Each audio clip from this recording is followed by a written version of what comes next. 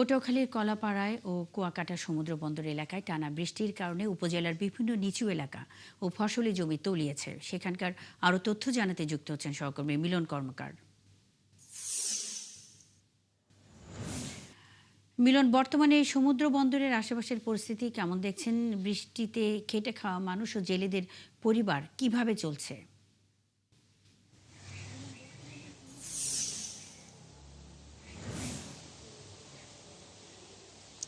ধন্যবাদ মুন্নি। আপনাকে জানিয়ে রাখি যে গতকাল বিকেলে কুয়াকাটা সংলগ্ন চর বিজয়ে ৬ জেলে নিয়ে কিন্তু আরেকটি মাছ ধরা ট্রলার ডুবির ঘটনা ঘটেছে। এই ডুবির ঘটনায় ১ জেলে উদ্ধার হয়েছে, কিন্তু এখন পর্যন্ত কিন্তু ৫ জেলে নিখোঁজ রয়েছে। এরা সবাই কুয়াকাটার আশেপাশে এলাকার। এর বাইরে কিন্তু আরও ২টি ট্রলার ডুবির ঘটনা ঘটেছে, সেখানে আরও ২ জেলে নিখোঁজ রয়েছে। এই ছিল মানে ট্রলার ডুবির আমাদের কাছে ৩টি ট্রলার ডুবির পাওয়ার ঘটনা, কিন্তু এর বাইরেও কিন্তু একাধিক ট্রলার ডুবির ঘটনা ঘটেছে কুয়াকাটায়। তো আপনি এই যে ট্রলার ডুবির ঘটনাটা বুঝতেই পারছেন যে কুয়াকাটা সমুদ্রের ভয়াবহতা, যে গত কয়েকদিনের যে ভারী বর্ষণ লঘুচাপ কারণে কিন্তু সাগর কিন্তু প্রচণ্ড উত্তাল রয়েছে।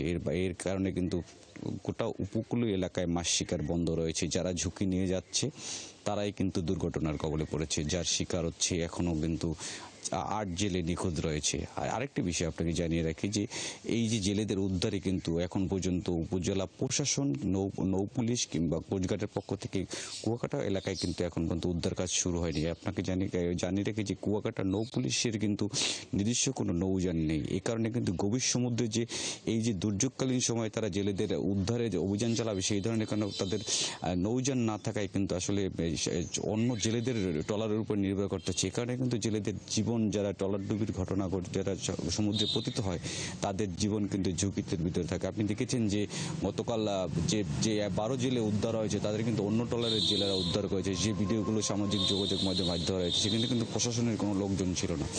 এর বাইরে আপনাকে জানিয়ে রেখেছি গত ৫ দিন ধরে যে টানা বৃষ্টি রয়েছে, কলাপাড়ায় কিন্তু গতকাল সন্ধ্যা ৬টা পর্যন্ত ৮৬ মিলিমিটার বৃষ্টিপাত রেকর্ড হয়েছে। এর বাইরে সারা রাত কিন্তু বৃষ্টি হয়েছে, এখনও বৃষ্টি হচ্ছে।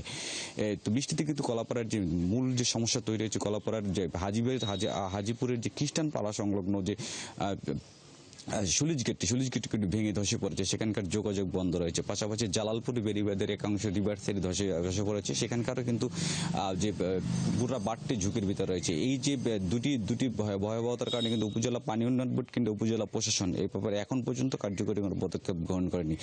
এছাড়া যে কলাপাড়ার যে টানা বর্ষণের কারণে কলাপাড়ার বিভিন্ন এলাকায় যে খালবিলগুলো দখল রয়েছে, এখানে কিন্তু স্থায়ী জলাবদ্ধতা সৃষ্টি হওয়ার সম্ভাবনা দেখা দিয়েছে। এখানকার কৃষকরা যে বিষয়টি বলেছেন যে যদি দখলকৃত খালগুলো যদি উন্মুক্ত করা না হয়, তাহলে কিন্তু এই সামনে আরও যদি ২-১ দিন বৃষ্টি হয়, তাহলে কিন্তু গোটা উপজেলা কিন্তু পানির নিচে চলে যাবে।